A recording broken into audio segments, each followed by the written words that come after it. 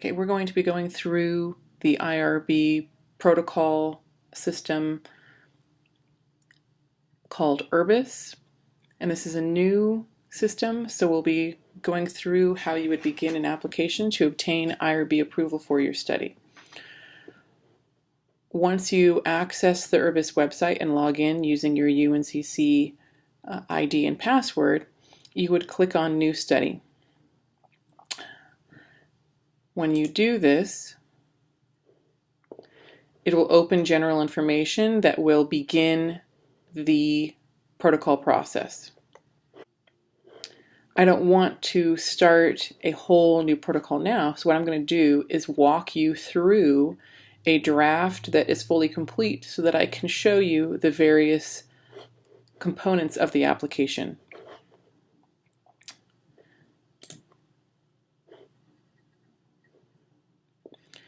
So here I'll be taking you to this study, which is complete.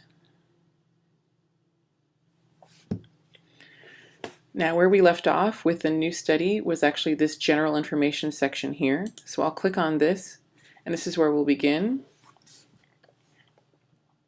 You give your project title here. This should be something general and simple. And here is a brief summary or abstract of the goal of your project.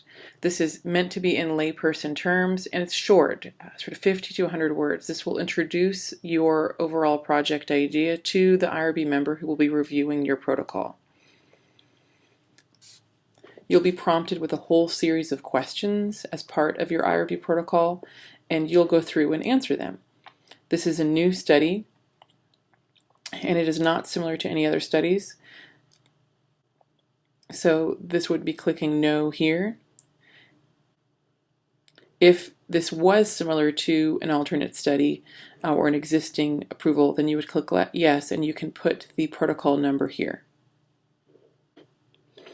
In fact, this study is actually similar, so we're going to be clicking yes.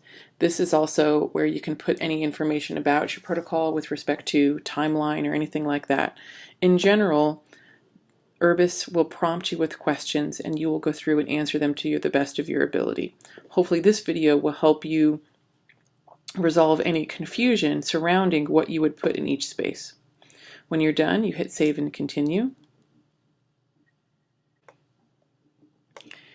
Now this is where you'll be listing individuals who are on the protocol. Okay, this would be the principal investigator and yourself. And you would be listing a faculty member as a principal investigator, and you would list yourself as a co-investigator. You want to list a faculty member so that your project is reviewed by a faculty member for approval. If you have anyone else working on the project with you, then you would list them here. And as you can see, this is a protocol for my lab, so a number of lab members are listed. If there's any conflict of interest statements, you would state them here. For the vast majority of IRB protocol applications, this will be no conflict of interest. You would put the department, and then you would indicate if all of the team members listed above have completed their city certification training. The answer should be yes. IRB approval will not actually occur until all team members have done their city certification, which is the reason why I asked you to complete your city certification earlier in this semester. And now we're going through funding sources right here. Typically for undergraduate research projects, for theses, or even for master's or graduate students projects, these are often not funded by external organizations. So unless your mentor advisor has told you otherwise, your responses to this application would likely be no. To these questions, would likely be no. At the end, you would hit save and continue.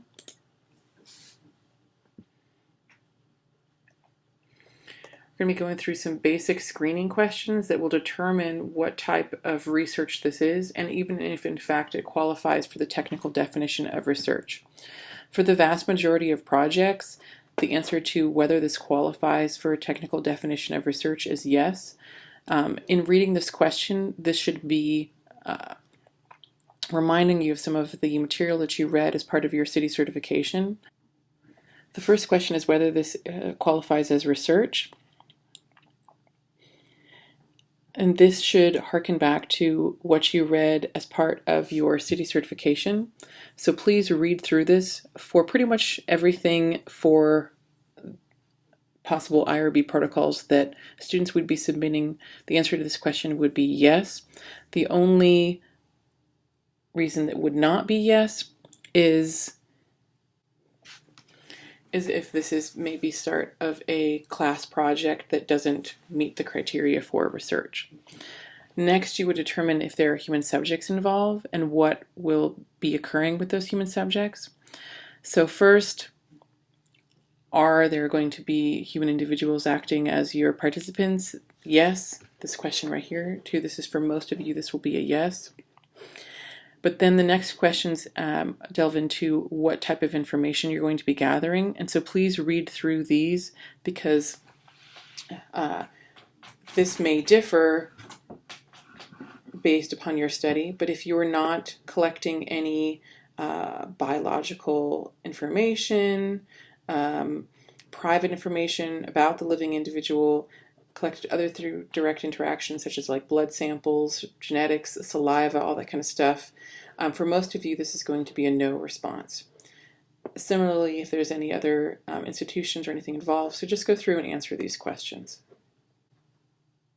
There is the possibility that you could be conducting research that is actually exempt from approval. For most of you, this is not going to be the case.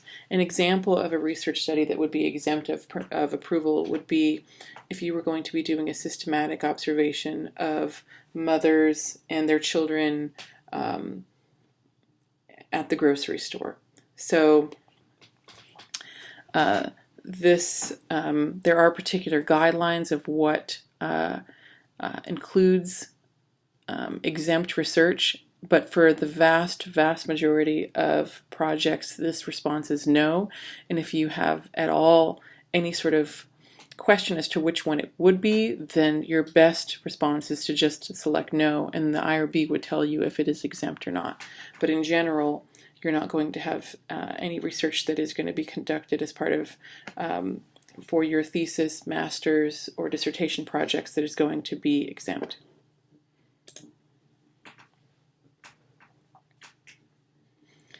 And now you're going to be going into some of the background and rationale. This will begin to align with some of the methods sections and parts of the introduction that you're working on for other parts of your project. Here you're going to go into sort of the goals, basically read through this and follow the directions. You're going to provide a summary of the background and rationale for the study. This does not have to be long. It should be a brief study that presents the fact that you are not doing something willy-nilly, that your study is grounded in theory and research. And here you're going to talk briefly about the study aims or hypotheses. So all of these are broken down into sections. So this content, if you have an introduction in place, you should be able to pull some of this content from here and put it in understandable terms for the IRB. Here you're going to list the number of subjects that you propose. You'd probably want to put a number that is slightly higher than what you actually anticipate, just in case you find that you need to collect additional subject data. So what number this is based upon your research project and the type of project that it is. So, but please here the total number of participants, and here this would be studied by specific UNC Charlotte investigators, so as opposed to being at other institutions. So for most of you, these two numbers are going to be duplicate. If you have any cohorts of participants, for example, if you were recruiting them through different ways, one from the community, for example, and one from the SONA subject pool, then you would list those different cohorts here and discuss them. But if you are only recruiting from one place, then you wouldn't put anything here. Now you're going to be providing some information about your prospective participants.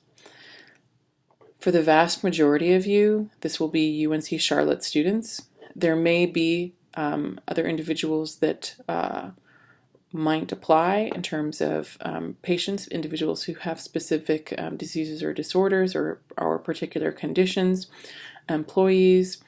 These are all individuals that are protected and need to be made sure that as protected populations that specific guidelines are followed with regards to voluntary consent, communication of the study, so on and so forth. And then if any of these are checked, then you describe your plans to provide additional protection for these participants. And so here we talk about how we will be maintaining confidentiality, that the only identified information collected will be on the consent form. Once the student signs the consent form, they will be provided an ID number. These are standard procedures for providing, for enhancing confidentiality. And so you can read through this to see some of the ways that we ensure protection of these vulnerable populations.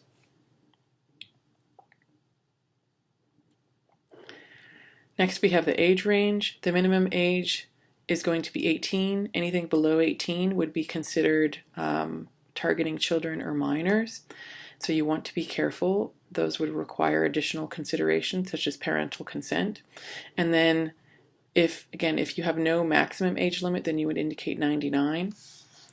For most of you, unless you have specific age requirements, such as maybe you were targeting non-traditional students, then you would put generally 18 to 99 here. If you were, for example, targeting non-traditional students, I believe the technical definition of non-traditional student is beginning at the age of 25 or something along those lines, then your minimum age may, for example, be 25.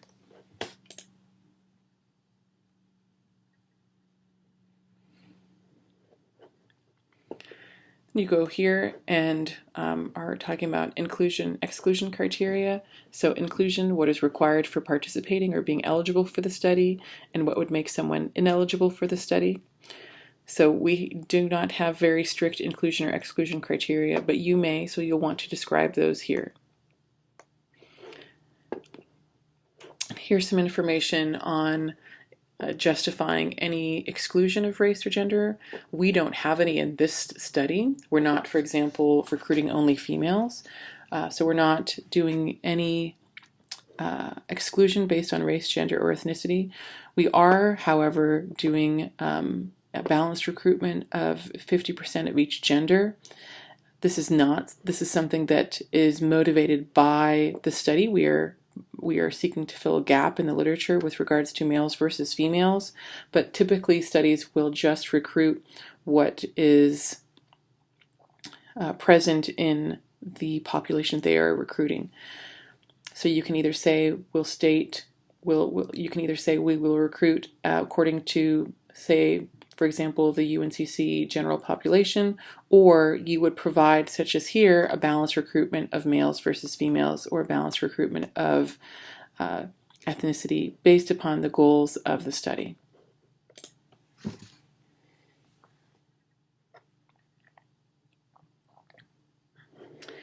Here we're going into the methods and design of the study. Again, making sure that you're answering each of the questions. We're not going to be using any procedures that are typical in biomedical or clinical research, so this would be no. And then we'll talk more about describing the study design. I'm going to expand this so you guys can see it more.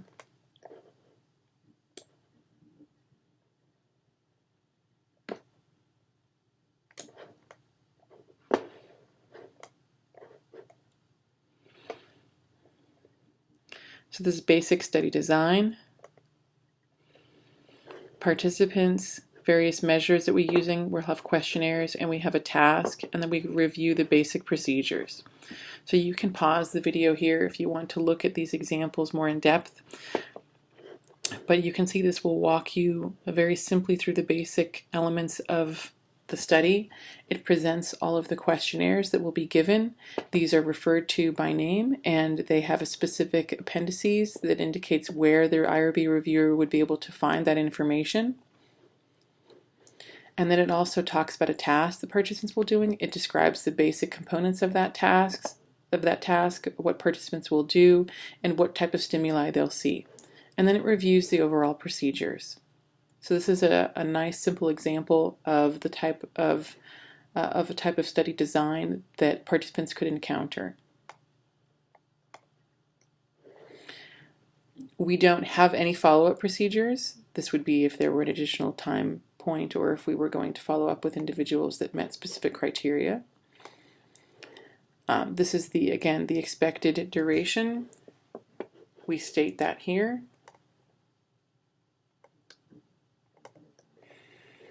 And this, when they say the duration of the entire study, this means how long we expect it will take to collect the data, disseminate the findings, basically go through and do whatever we need to do. So we have this at 2 years, but you want to be a little bit liberal in this, give yourself a little extra time. So maybe we'll even move this to 3 years just to be on the safe side. So this basically is going to say, all right, how long is it going to take us to do everything that we're proposing to do as part of this application? Collecting the data, conducting the data analysis, disseminating the findings. And here we check specific methods. We are using electronic questionnaires or surveys, and we have computer-based tasks. So you can go through and check any of these that would apply to your study. And then we explain in a little bit detail the above. Again, answering the questions, we don't have anything that requires any specialized training, so we would hit no. There are no cultural issues for this study. And then we state that we will be recruiting through the SONA subject pool. We also state that there is no deception or incomplete disclosure. So again, it's answering a series of questions, making sure that you answer them clearly, simply, and accurately.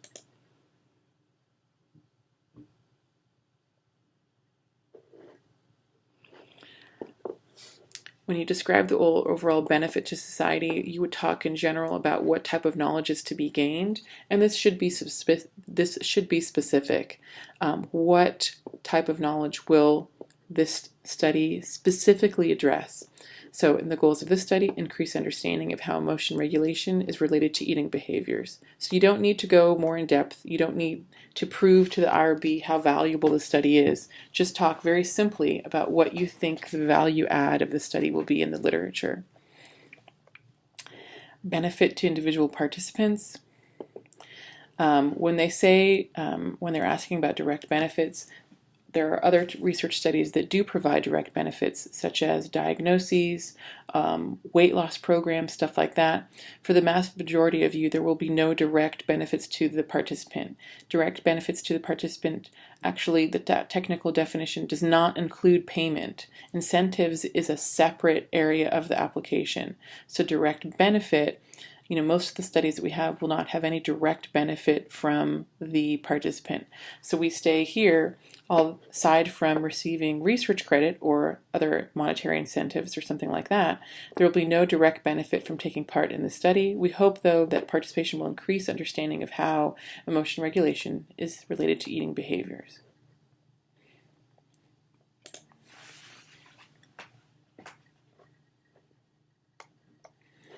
Now we're talking about what would be the potential risks of participating in the study. And so for each of these, they talk about risks as being very common, likely, infrequent, or rare. This is important because the study should have a good risk to benefit ratio. So the risks should always be lower than the benefits, and if there aren't any particular benefits, then the risks have to be very, very low. So right here we state that, and this will be the same for the vast majority of applications, that the primary psychological consequence is a potential breach of confidentiality, and basically whether they participated in the study or not. And then we talk about what we're doing to minimize that. So the risk of this consequences of breach of confidentiality is rare, again below 1%. So you would state that here. And then we talk about what we would be doing to minimize that. So you can read through this to give you an idea of how to respond on this question. Similarly, we have the social component. There's a rare risk of breach of confidentiality, and it presents some of the same information above.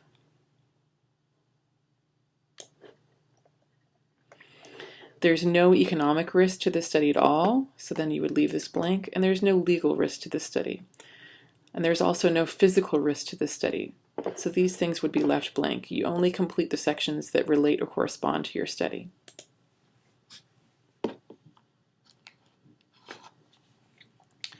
For the vast majority of studies that you'll be conducting, there won't be any data safety or monitoring, but you'll want to read through these questions and double check that they don't apply or that the answer is no.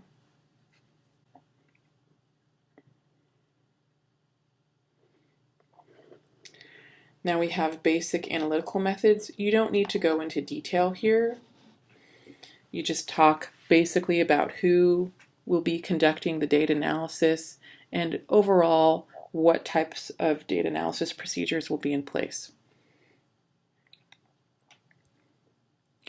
You can imagine how if you were using biological samples, then this information would be more relevant for the IRB, but when we have very simple de-identified data, which is typical for behavioral studies conducted in psychology department, then there is not a great deal of depth that you would need to put here. So you can use this information as a guide, talking about the objectives. We don't have any plans for summarizing the data management. That is not really applicable to the present study.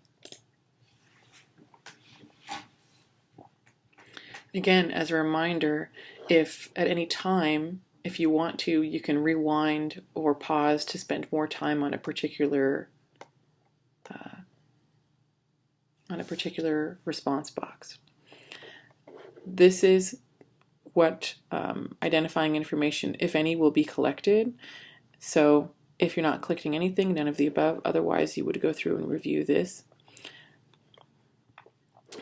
You can want to try to make your study as anonymous as possible. And that's a protection for participants, and also it makes it a bit easier to get IRB approval because, again, the risk is lower.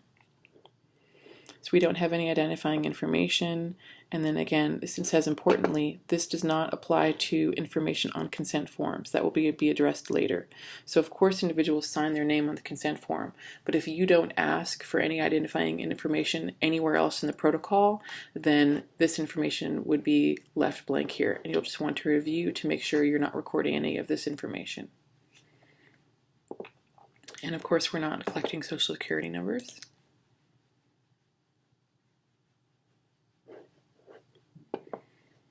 Here we're going to be talking about the procedures for maintaining confidentiality. You would have seen some of these before in terms of minimizing risk, but you'll see here how they apply to the confidentiality section. How we'll be sharing the data and maintaining the data among the research teams. And this would basically be how the data would be shared between you and your principal investigator or other research assistants in the lab.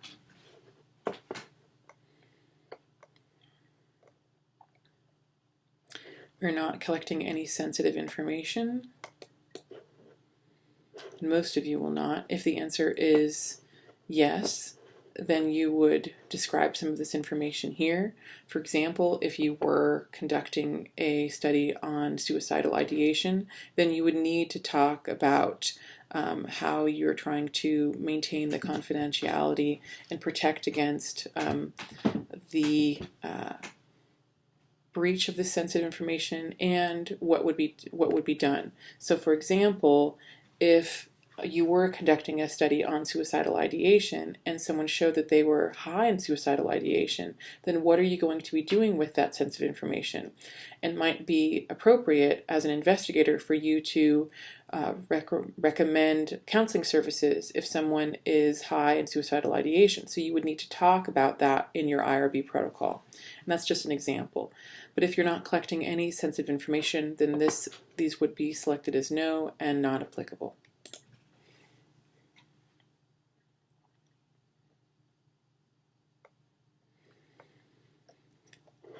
Who will be receiving identifiable data? So if identifiable data is collected, who would be receiving it? If no identifiable data is collected, then no one would be receiving any identifiable data. If there is identifiable information, then you need to talk about who it's being shared with and what steps are being taken to maintain confidentiality.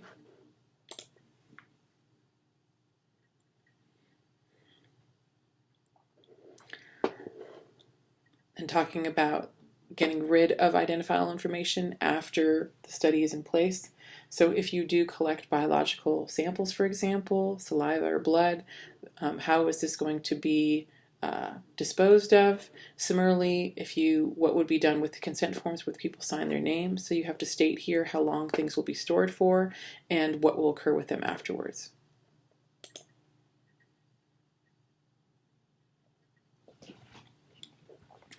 Now you're going to be going into recruiting. We're talking about how participants are recruited. And so you would want to select all of the various ways that participants will be recruited. If you're using subject pool, then you would state that here, and then it will say that a required document is an ad for the participation pool.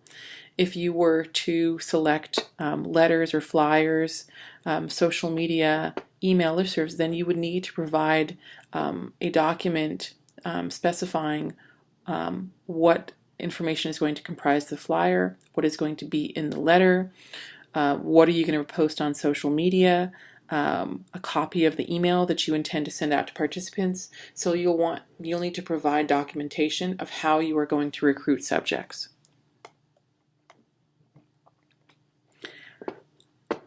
Who will do the recruiting? If it's a particular member of the team, in this instance it's through SONA, it's not a particular person, so you would describe that here. Similarly, how the prospective participants will be identified or accessed. This is through a SONA system.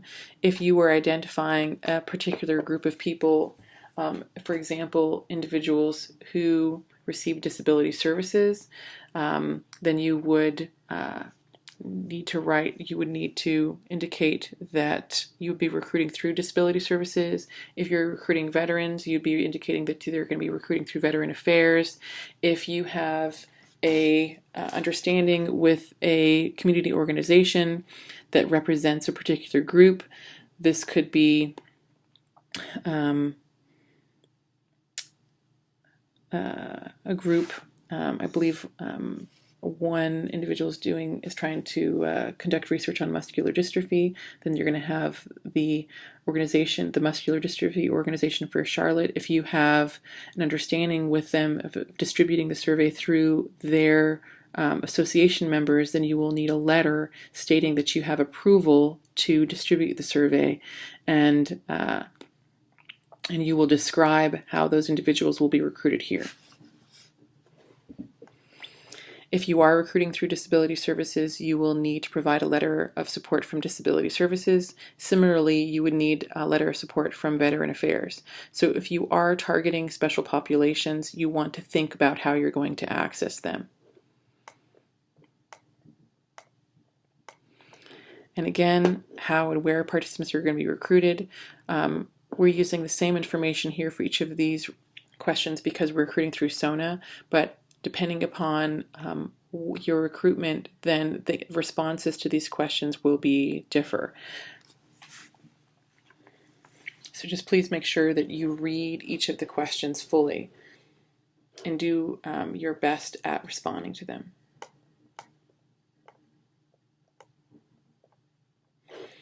If you were recruiting through a public place, you'd need to talk about how you're going to be, how you would protect privacy. If you're sending out on a listserv, for example, you would want to make sure, or emails, you would want to make sure that you blind CC all participants so no one else can see who you're submitting surveys to. This is the type of thing that would be described here.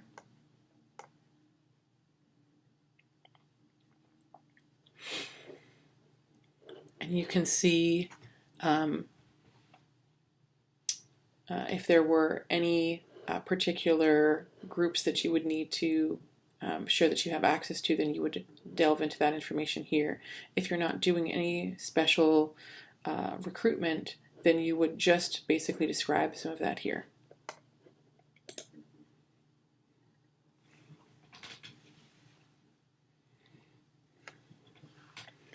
Now there's some general questions that the IRB needs to ask on protected health information. For the mass majority of you, you would be not collecting any participant health information. Examples would be medical records, healthcare providers, insurance plans. And so if you're requesting access to these things, then you would need a HIPAA authorization. It's doubtful that you're going to be conducting this research, but make sure you read each question carefully and determine that the correct response would be no.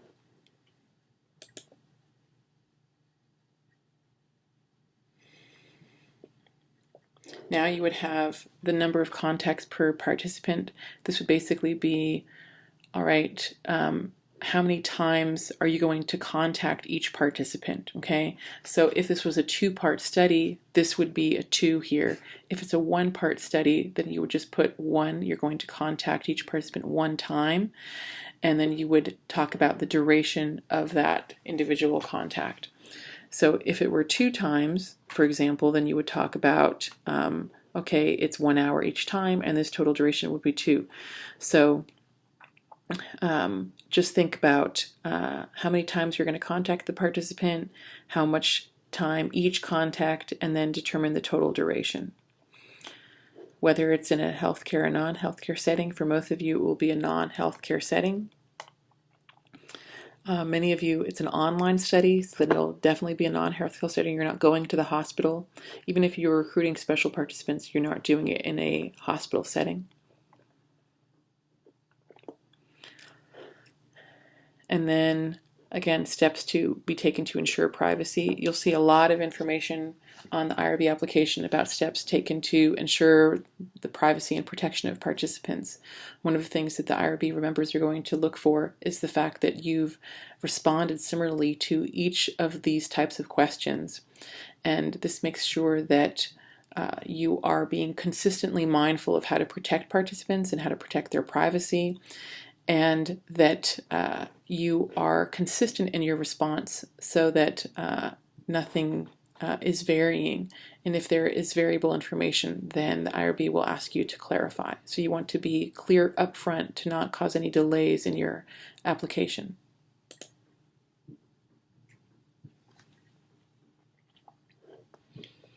Now we're talking about incentives for participation. This would be if they're receiving credit or if they are receiving any money. They may not be receiving anything at all. They may just be volunteering their time, in which case there would be no incentives for participation.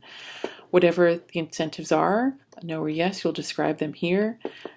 For the SONA subject pool, 1 hour of time is worth 1.5 research credits if it's an in-person study. If it's an online study, then 1 hour of time is worth 1 credit. So basically, if it's an in-person study, then you receive an additional 0.5 credits for coming into the lab. So you would describe that information here.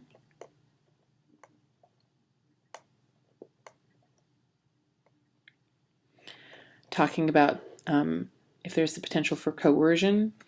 One thing to know for SONA participants is that participants sign up willingly through SONA to receive research credits. Research credits are required for some of their courses, but participants have the option. They don't have to participate in research to receive those research credits. They may also submit a research report instead of participating in research. And what this does is this also ensures that participants that SONA participants are not coerced into participating, that, oh, you have to participate in this research to receive credit.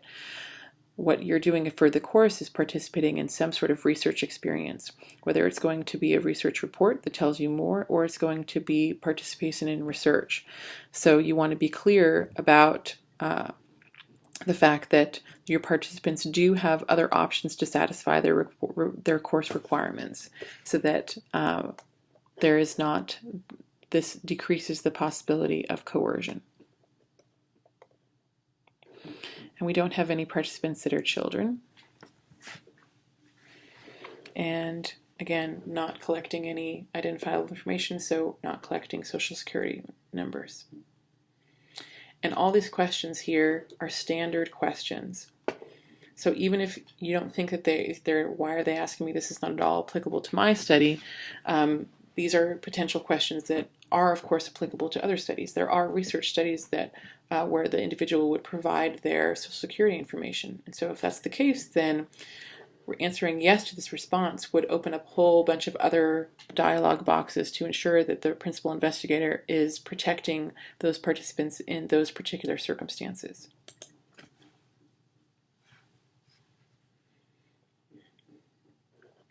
If there are any costs borne by participants, if they would have to pay for some sort of procedure, for example, as part of the study. For most of you, this is going to be a no response. I should say for virtually all of you, this should be a no response.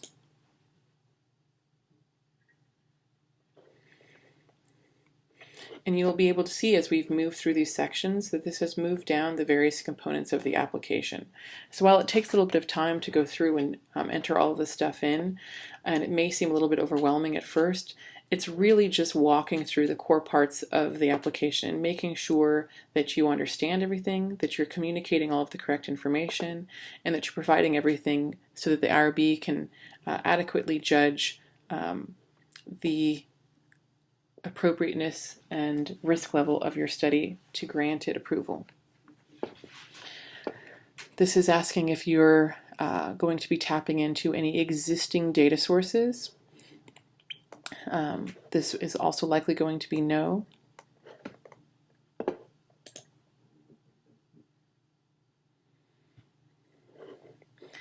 If you were to receive that data, would it be coded in any particular way? You would also, if there's no data or recorded data, then you would click no.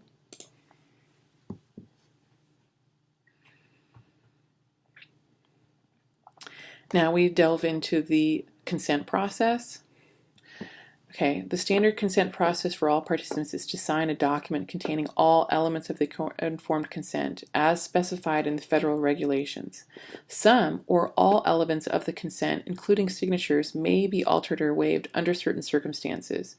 If you will be requesting a waiver, answer not applicable for any of the following questions, and then you will be asked to provide additional information with regards to waivers. So let me clarify this for a second. If you're going to be doing an in-person study, in which case they are coming in and providing their signature on an informed consent, then you would be filling out this information below, okay? If you're going to be doing an online study where they provide their consent online, they do not provide their signature, so instead they would provide some sort of digital signature, then you are requesting a waiver of consent. So if you are requesting a waiver of consent, if you are doing an online study, then and then you will fill out that section right here, D2 and D3. So we'll be on the lookout for that, but I wanted to clarify this first before we proceed. So this is general consent information. If you're recruiting any children, yes, otherwise no. Adult participants, yes, then you would have to provide a copy of the consent form, okay? Regardless of whether you're doing an online study or an in-person study, you'll still provide a specific copy of the consent form. It'll just be what they'll be signing with their signature or what they would be providing their digital consent from. And here you talk about the process for obtaining consent. So this, if this would be online, you would talk about how they would click on a link and this would take them to the consent page and so on and so forth. And then you would talk about whether there's any decisionally impaired individuals and abstaining consent from non-English speaking. So this is general consent information.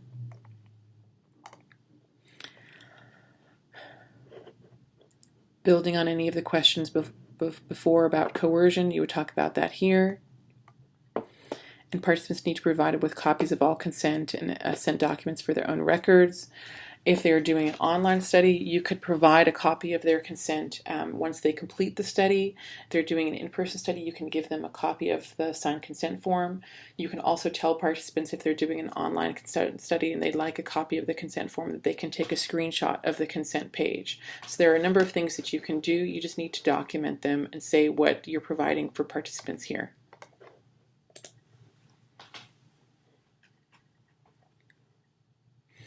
And now here we're going into the waiver of documentation. So again, if you are doing an online study and they are not providing their signature, their in-person signature, then you are going to need to fill out a waiver of consent, okay? And when you are waiving that, let's see here, hopefully this won't mess up because we're not providing a part of this study. So hopefully if I click this, then it might, yeah, you'll see the what it opens up. So here you would be selecting which of the following consent applies, and then you would attach the relevant documents. So if you're providing a full consent minus the signature, if you're doing online consent form with electronic agreement, you would basically select this stuff here. If you're doing an online study, then it would likely be an online consent form with electronic agreement, and you would select this, and then you would describe, and then you're going to be talking about why you would do this. If you don't want them to put in their names, because then it would identify the information. So you want to describe in general like what the waiver is for. Okay, so I'm going to put this back because we're not actually requesting any of these things. But if you have any questions about the consent waiver, then you can ask myself or your mentor. We're getting closer to the end of the application. It just takes a long time to sometimes go through any of these things. So here again, building on the consent, this is standard. So if you are requesting a waiver of informed consent entirely, or if a waiver or alteration of some of the elements of the informed consent, this would be probably what most people would be going for if they're doing an online study, would be some alteration of the consent. But if you're doing an in-person study and you're providing them a consent form to sign, then you're not requesting any waiver of any kind. If you are requesting a waiver, you would select this and describe it here. Why you were doing it, what's the justification for not providing a full consent.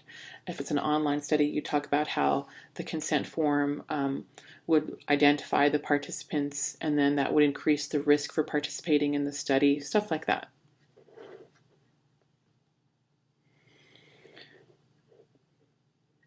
If there's any deception involved, you would state this here. For most of you, this is going to be a no. And by deception, that means if you're telling them one thing or you're not telling them something, you don't need to inform all of your participants of potential experimental manipulations. So if there's subtle elements of design. But if you are, telling them that you are going to be evaluating their performance on a particular task, and you're not actually doing that, then that would be a form of deception. If you do have any questions about deception, again, ask myself or your mentor. This in general is basically sort of a data security, asking you to make sure that you review any guidelines for handling sensitive data. For the vast majority of you, you're not going to have any sensitive data. So this is just sort of a checkpoint that say, okay, if you want to read this additional information that you can, making sure that you are aware of the various facets of an IRB protocol and the data that your study would involve. And once you are ready, then you can hit save and continue to move forward. Here we have part of the application for downloading the consent form. So you would put your, it says we need a consent form, so you would put a copy of that here. And when you have uploaded it properly, then this will be checked, okay? We can see here that we have our consent form, so we should be all set. Again, reviewing attachments that are required. You're going to, in addition to your consent form, you're going to need to provide all of the city certification documentation. This will tell you the stuff that is needed as part of the application. So you need to attach a copy of the questionnaires that you're going to be using and recruitment ads. So these are typically the three things that you're going to be needing in addition to the consent form. So you would provide, you would look for the name of that information or those parts of the application here. So email, lister, recruitment, stuff like that. You'd provide the name, and then you would, or here, city certification, and then you would upload the documents. One thing that you want to make clear is that if there's multiple individuals with city certification training, you will need to upload the city certification for each person. So you can click on the city certification documentation multiple times and upload each person that is associated, or each investigator that is associated with the protocol. And this would be if you have any sort of cover memo to the IRB. This would be in addition to anything that's addressed above. You don't really need it, okay? But just in case there was some letter or forwarding letter to the IRB that you wanted to provide, you would be able to provide that here. And now you're all done. And once you are all done, then you'll get this notification here in yellow that the application can be submitted at any time. And then you'll also get this note that, especially this is for students, do not submit until you and your responsible faculty, co-investigators, and other personnel where applicable are done editing, okay? So basically you don't want to submit this while someone else is still working on it, because once the application is submitted, it will not be able to be edited. This is particularly important for students. So you really don't want to be submitting your application. You want to tell your faculty advisor that it's done and it's ready, and give them time to review it and comment, and only after your mentor or your faculty advisor has given you specific approval should you submit your application. And that is it for this video on submitting your IRB application in IRBIS. If you have any questions, then please let myself or your mentor know. I hope you found this video to be helpful.